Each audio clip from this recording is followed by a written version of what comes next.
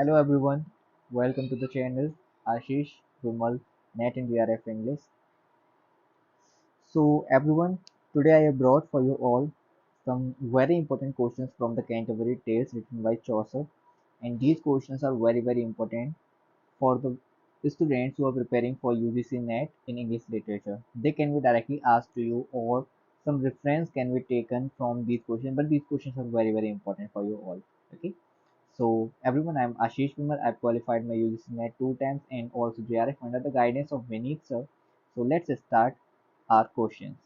So question number one is, how many total pilgrims were there in the Canterbury Tales? Total कितने pilgrims थे Canterbury Tales में? So the answer is 30 pilgrims. Okay, so आपके जब भी question बनता है तो 30 पिलग्रिम्स पे टिक करना है. 29 पिलग्रिम्स थे जिसमें से कि एक चौसर भी थे, तो टोटल कितने हो गए? 30 पिलग्रिम्स हो गए. बाद में एक होस्ट भी मिले थे, हैरी बेली, बट वो बाद में मिले थे. तो ध्यान रखना आपका आंसर करेक्ट होगा 30. ओके, 30 पिलग्रिम्स को ही टिक करना है आपको. Where were the pilgrims going in the Canterbury Tales? Canterbury Tales में जो पिलग्रिम्स थे वो किस जगह पे जा रहे थे? डेस्टिनेशन क्या थी? So the answer is Saint Thomas of Becket's Church.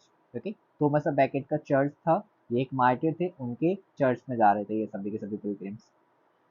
Next question is, who was the narrator of the Canterbury Tales? Canterbury Tales के नरेटर कौन है? ओके, तो कैंटरबरी टेल्स के नरेटर हैं जॉफरी चौसर खुद. Geoffrey Chaucer is the answer. In which fictional inn did the pilgrims stay in the Canterbury Tales? Canterbury Tales में सभी pilgrims एक इन में एक रेस्टोरेंट में स्टे करते हैं, होटल में स्टे करते हैं, तो वो उस इन का क्या नाम था? The Tabard Inn. Okay, the Tabard Inn was the name. Next question is, who was the jovial host of the Tabard Inn? Tabard Inn का होस्ट कौन था? So the answer is Harry Bailly. He was a jovial person, a friendly person. How many stories did Chaucer plan to write in all? Question number 6. Chaucer ने total कितनी stories लिखने का plan बनाया था इस बुक में? The Canterbury Tales में total कितनी स्टोरीज लिखने वाले थे Chaucer? Answer is 124 stories. Chaucer चाहते थे कि 124 स्टोरीज लिखें ये, लेकिन ये कंप्लीट नहीं कर पाए. कंप्लीट करने से पहले ही इनकी डेथ हो गई, तो कितनी स्टोरीज लिख पाए थे ये? Question number 7 is, how many stories could Chaucer complete? Chaucer ने कितनी स्टोरीज को कंप्लीट किया था? Answer is only 24 stories. सिर्फ 24 स्टोरीज को ही कंप्लीट कर पाए थे, तो इनकी डेथ हो गई थी. Which is the opening line of the Canterbury Tales? Very important question. Opening line क्या है the Canterbury Tales की? Answer is April is the month of showers. Okay, तो अप्रैल को यहाँ पे अच्छा मंथ बताया गया है. ओके, ये आपकी ओपनिंग लाइन है आपके बुक की, द कैंटरबरी टेल्स की. Question number 9 is, in which month did the pilgrims start their journey?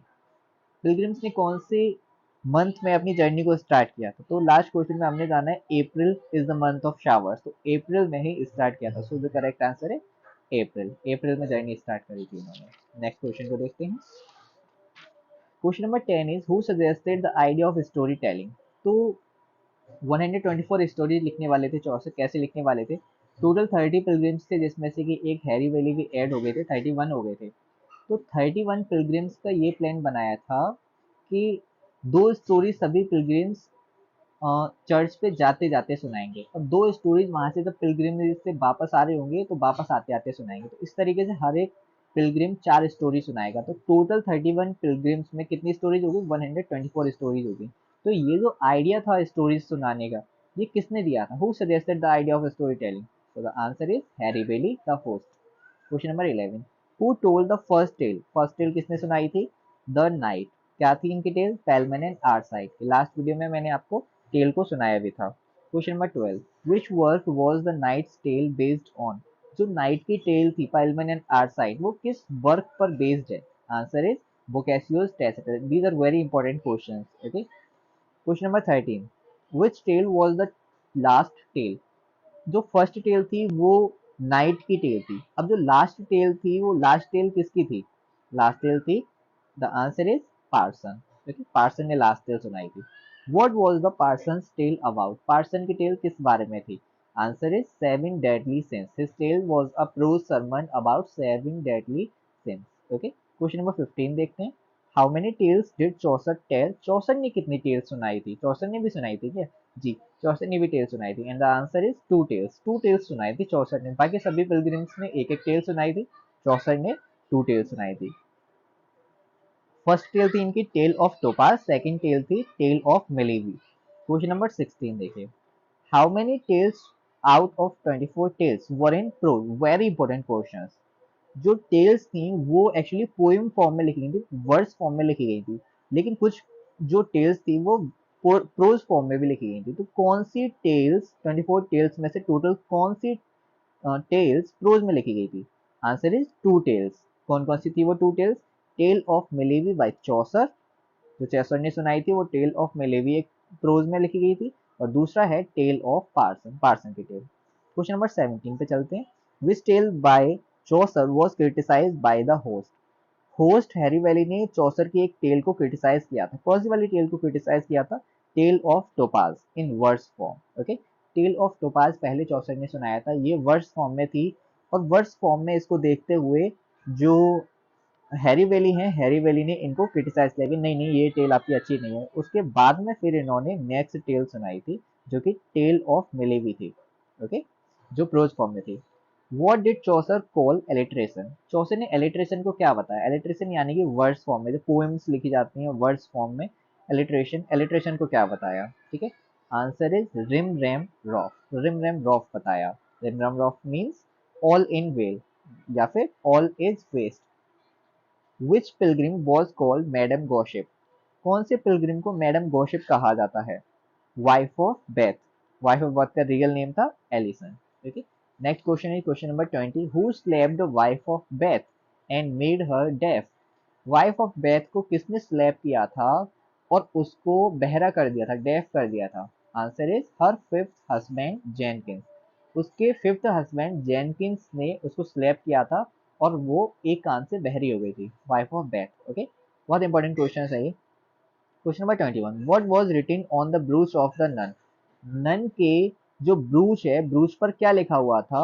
Answer is आमर विंसेट ओमिया। आमर विंसेट ओमिया फ्रेंच लैंग्वेज में लिखा गया था, जिसका इंग्लिश मीनिंग होता है love conquers all. Okay, next question is question number 22, who loved hunting? Hunting किसको पसंद थी? कौन सा पिलग्रिम था जिसको हंटिंग पसंद थी? The monk. ओके, क्योंकि वो मॉन्क था, और मॉन्क होने के नाते हंटिंग पसंद नहीं होनी चाहिए, लेकिन फिर भी ये अपोजिट होकर हंटिंग को पसंद करते हैं, और इसीलिए चौसठ ने इनको क्रिटिसाइज भी किया है। So the answer is monk loved hunting. Okay, question number 23, what was the name of the rooster in the nun priest tale? Nun priest ने एक टेल सुनाई थी जो कि बीस्ट फेबल पर बेस्ड थी।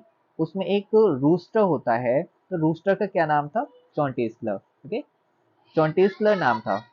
Question number 24, question number 24 is about whom is it said he was rich in study but poor in money? किसके बारे में कहा गया है he was rich in study but poor in money? Answer is the clerk of Oxford.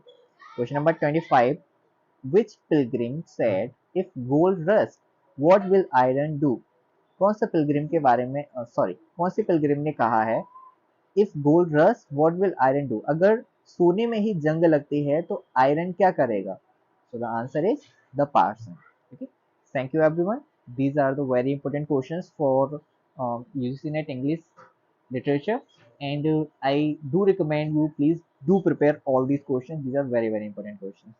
Thank you everyone. If there is any query or you want any question to be explored, then do comments. I will try my best to make a short video and explore that particular point. Okay, thank you everyone, and all the best for your exams. Thank you.